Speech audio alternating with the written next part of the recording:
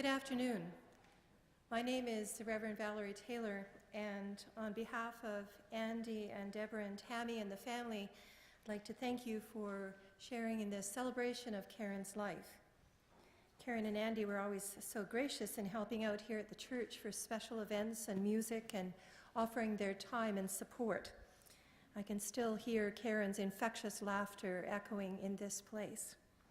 And I believe that her spirit of love and generosity and creativity will be present with us this afternoon in the sharing of the love and friendship among us, in the music which lifts our spirits, and in the memories that warm our hearts. Let's begin together with a prayer. Sacred Presence, you are with us before we are born. You companion us through life, and you are with us when we breathe our last sigh. Then you embrace us once again and take us home to your great heart.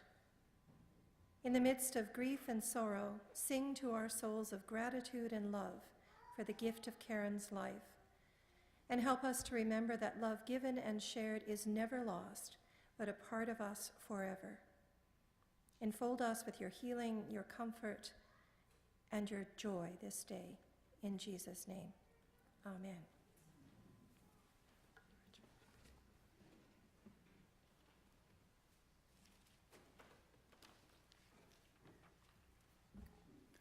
Good afternoon. My name is George Laverock, and I have the distinction to have been born on the same day in the same year as our friend Karen Dawes. That was on May 18th, 1954. At least that's what we used to tell our friends who didn't realize it was actually 1944. We got away with it sometimes. Karen and I considered each other soulmates. We had a remarkable number of things in common. First of all, we both married obsessive and crazy classical musicians. We both have daughters and grandchildren that we are very proud of.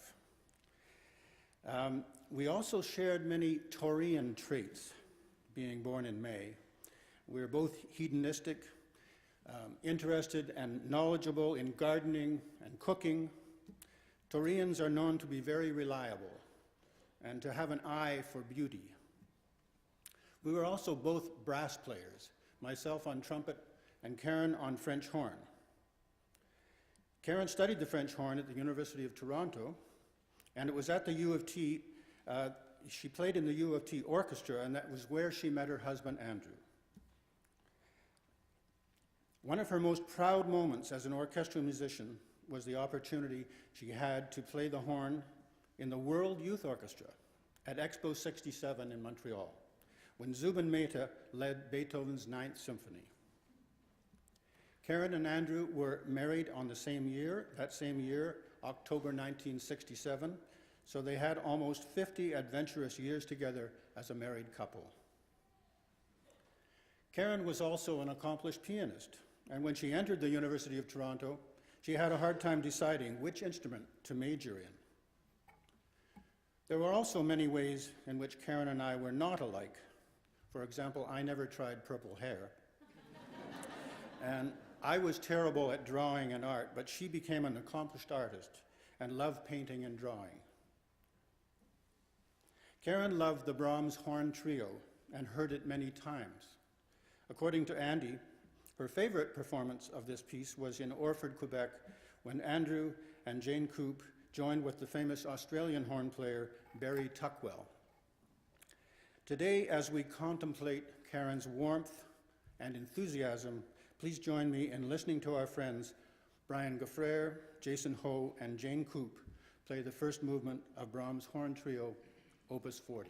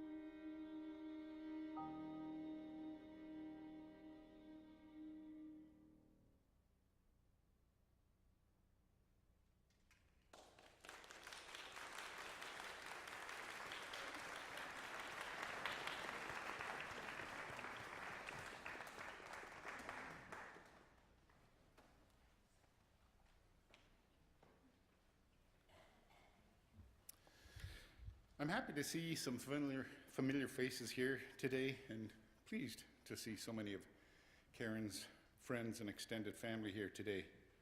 For the benefit of those who do not know me, if Karen ever mentioned a helicopter pilot that lived in Thailand with his wife and 3 teenagers for a couple of years, she was talking about me. I'm the youngest of her 4 brothers. I'm Jimmy, the helicopter guy. There's so much I could say, but I'm going to keep it short and sweet. My brothers and I were at Karen's wedding, Karen and Andy's wedding. There were 2 involved, obviously.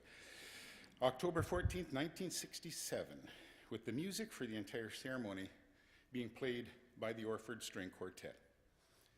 Andy was a bit busy, so his teacher, Lauren Fendivesh, was filling in for Andy with playing the first violin. The wedding processional was the 5th variation of Beethoven's quartet, Opus 18, number 5 in A major, 3rd movement, Andante cantabile, theme and variations. The wedding reception was held at the home of Eugene Riddick, who was Karen's French horn teacher from University of Toronto. And then after the reception, they headed off into the night in their little blue Porsche for a honeymoon in Algonquin Park. My sister has always been a bright light in every life she touched, so I'm sure everyone here has wonderful memories of time spent with her. And now the Borealis Quartet is going to perform that wedding processional, Beethoven's String Quartet, Opus 18, number 5 in A major, the 3rd movement, Andante cantabile.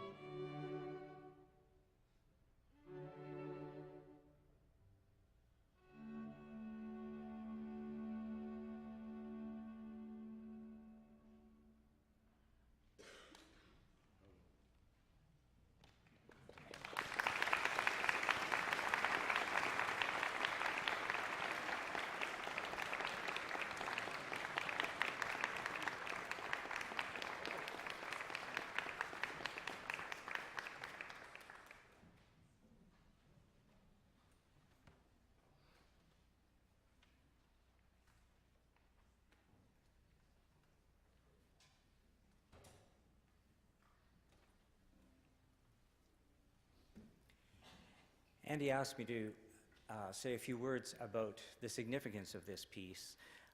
I never had the pleasure of hearing Karen play either the French horn or the piano.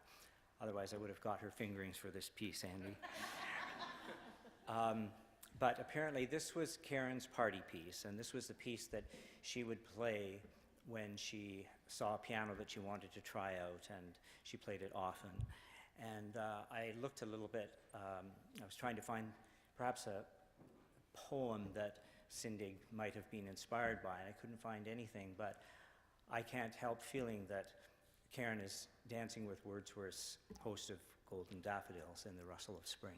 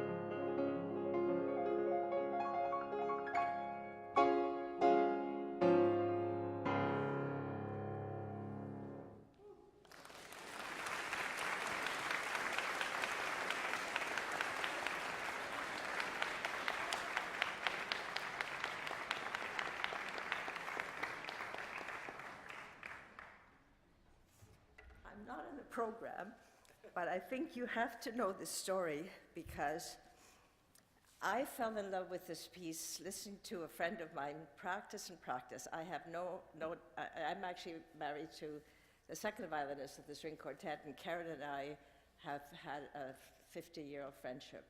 She was in bed with me counting my labor pains when this guy was born. But anyhow, this piece, I fell in love with it, so I happened to mention it to Karen. And I said, I have fallen in love with this piece that is a lot of runs, and it's just so beautiful, and I finally figured out the name of it, and so she listened, and when I turned 40, in Toronto, she invited me to come into the living room. She sat me down, and she went to the piano, and she played this piece, and she apparently worked hours and hours and hours. And when the piece was finished, I mean, I was finished just like I am now, she then presented me with a croquembouche. And you know what that is? That puff, little puffs that go up this high with spun sugar. And that was my 40th birthday. And I have never had another musician play this, even though we lived with a grand piano. Even had Tony Querdy come, and he said, I'm not playing that piece. You know, I tried. Finally Karen got me the music. I put it in my piano bench. She played it for me a few more times, but she said, never perfectly again. And I've never had anybody play this piece again, but she bought me a recording of it in a kind of a mixture till I heard it again. So thank you.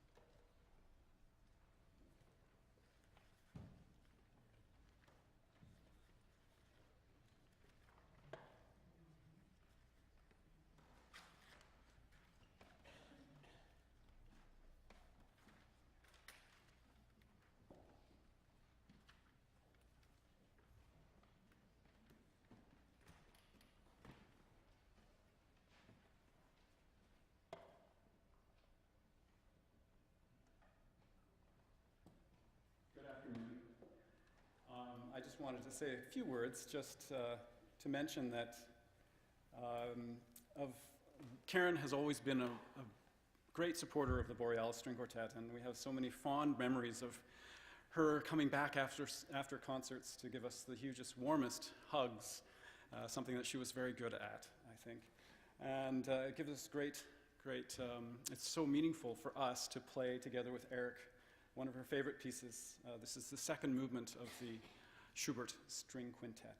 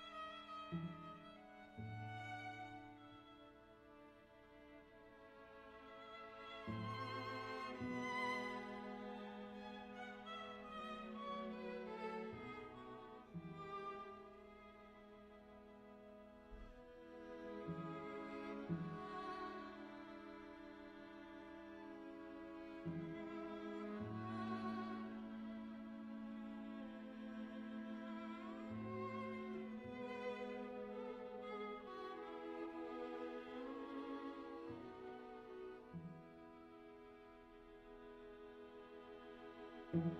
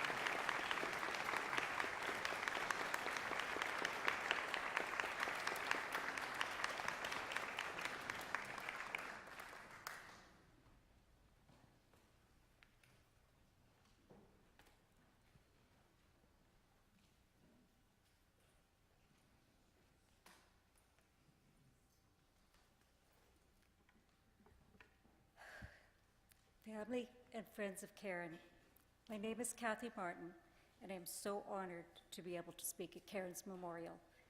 I met Karen 13 years ago when I joined the Artists of Kerrisdale. Karen loved the visual arts. She was an accomplished artist with a unique style of her own, but she would continuously try to improve her style by exploring new techniques through workshops, the Artway Studio, and demonstrations by a variety of new instructors. Karen's art reflected her deep passion for brilliant colors and her lifetime exposure to music. Karen's love of her family also dictated much of her art style. And a painting would never, ever be complete without her signature butterflies. Karen was always up for a new adventure with her girlfriends. Shopping trips, road trips, art museums, lunches, painting challenges, the list was long. And they were definitely a lot more fun because of her. And she had an energy that was almost impossible to keep up with. Karen's heart was filled with a kindness that made her a very special friend. She will be missed so much by her art friends.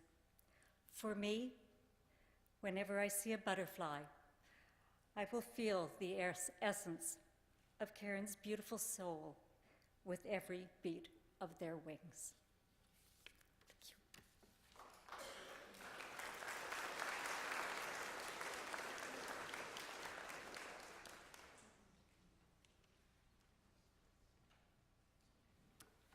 Good afternoon. My name is Robert Uchida, and today Kenneth Broadway and I will be playing the meditation from Thais. This was a piece that Andy and Karen played together very often, and with Andy playing this violin. I am performing on Andy's 1770 JB Guadagnini. It has been on loan to me as the Edmonton Symphony Orchestra is attempting to facilitate its purchase so that it can remain in Canada for future generations. Purchased for Andy by his father in 1957, it is the instrument Andy used for the entirety of his career, with Karen supporting him throughout. It is an honor to play this instrument and to take part in this concert honoring Karen. Thank you so much, Andy, and thank you to your family.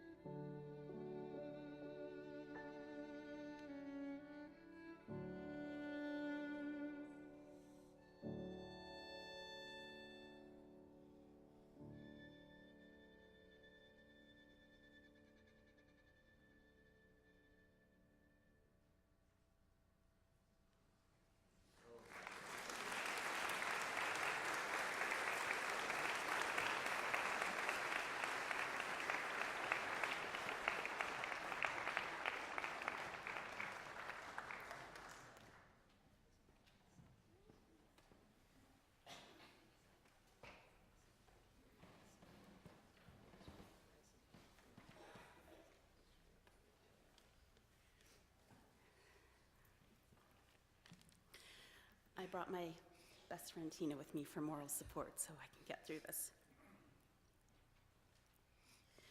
On behalf of my dad, Andy, and my sister, Tammy, we would like to express our gratitude for your presence here today to celebrate and honor Karen. Thank you for your thoughts and prayers, your cards and flowers, your food and gifts, your phone calls and messages, and your hugs. Thank you for your love and support on this heartbreaking journey. We couldn't have done it alone. I would like to tell you a little bit about my mom, and as you can imagine, I have an absolute bundle of memories and stories, and a lot of them happen to involve my sister Tammy, whose real name is Adriana, and who is younger than me, but who everyone thinks is the older and more mature sister.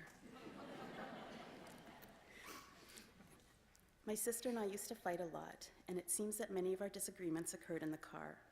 If my mom was driving and she had had enough of whatever we were arguing about, she would start to pump the brakes, and my sister and I would immediately be jostled back and forth in the back seat until we stopped fighting. Another regular occurrence was when we were listening to the radio and French horn music would come on. My mom, by the way, is a fantastic horn player. The volume of the radio would get cranked as loud as it would go, and we were told to quiet down so we could all appreciate the music. Another car story involves my mom and my son Curtis.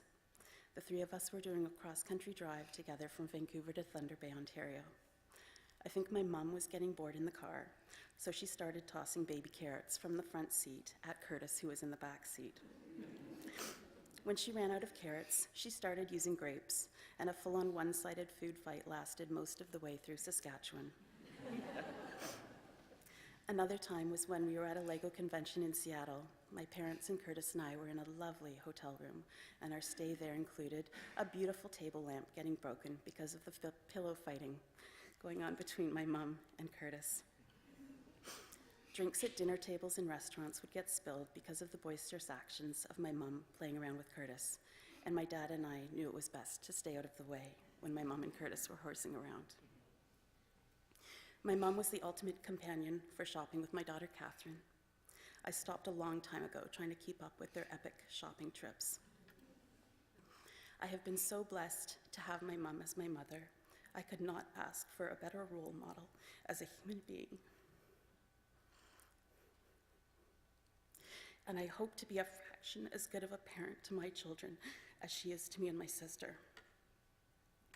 My mom was born Karen Louise Waitley and is the eldest of 5 children.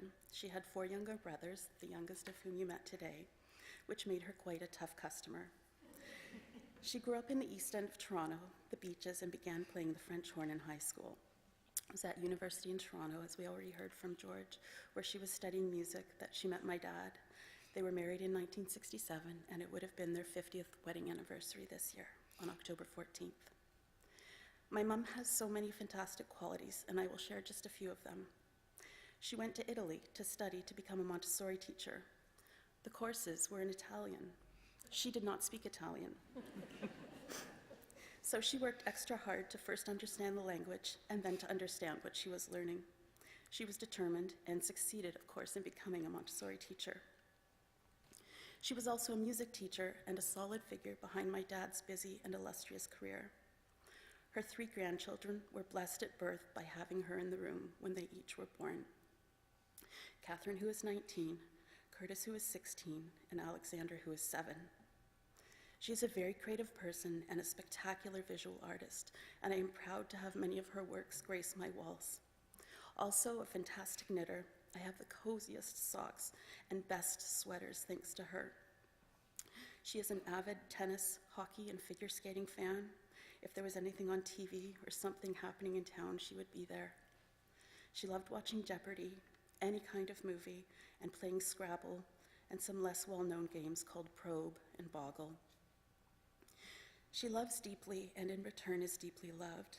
She makes you feel important when she talks to you and that you matter. As a person, I get all my best qualities from my mom. She is the bravest person I know.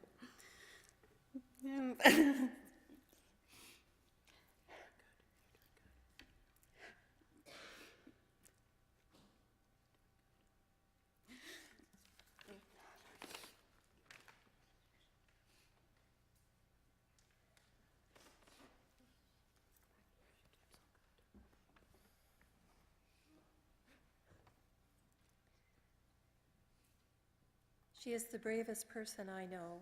She is my hero, and I love her so much. She will always be with me in the way I show kindness towards others, in my smile, in my laugh. I am the best person I can be because of her. This has been a devastatingly beautiful event today, and I thank you all again for being here to celebrate her. Thank you.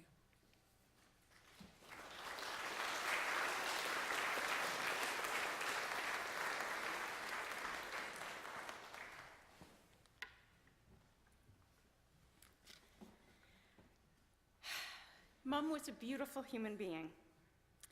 She gave of herself so freely, her talents, her cooking, her art, especially her love. She touched so many people's lives in such a profound way, and I'm proud to be her daughter. I'm just going to add a few stories to Deborah's. We had so many fabulous adventures all over the planet with Mom as our guide and our chaperone. While Dad was working, we got to do the fun stuff. Mom would take us to museums, galleries, parks, or just wander around a new city. I don't know how she did it, but she could keep Deborah in line with a single glance, Deborah and me in line. Actually, honestly, it was usually me. With a single glance or motion. We didn't always sit still during concerts, and Mom would just put a hand on our lap, and we would settle down, and we knew it was time to settle, or else. Somebody once asked me what the or else was, and I replied that I didn't know because I didn't ever want to find out. Mom was a doting mother and especially grandmother. As Deborah mentioned, she was there to welcome all 3 of her grandchildren into the world. She had a special connection with each grandchild, their own in joke. With my son, it was ice cream. Mom would visit often after we moved to Ohio, and when Alexander came home from school, Mom would take him for a walk to the local ice cream parlor every day. Alexander always loved when Grandma came to visit, and not just for the ice cream. Mom remembered even the tiniest details about the most obscure comments or events, and made everyone feel important and listened to. Mom's life was full of color, adventure, friendship, and love. The keystone of our family is gone, and our hearts are broken.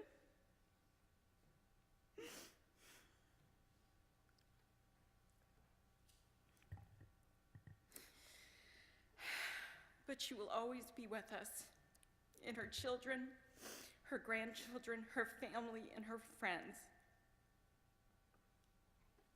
And while we mourn what we've lost, I hope we can also celebrate how much better our lives are, because she was a part of it.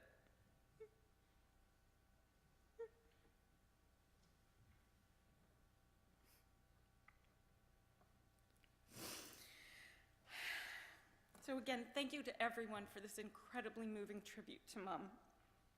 We are immensely grateful to everyone. We invite you all to join us for a reception in the hall just next door. There's light refreshments and a display of Mom's artwork. We hope you'll stay and share your memories of Mom with each other. Many of you know that butterflies held a special meaning for Mom, and there are butterflies in various forms located around her artwork. If you see a butterfly that speaks to you, we invite you to take it home. We would also appreciate it if you could take a moment and sign the guest book in the hall.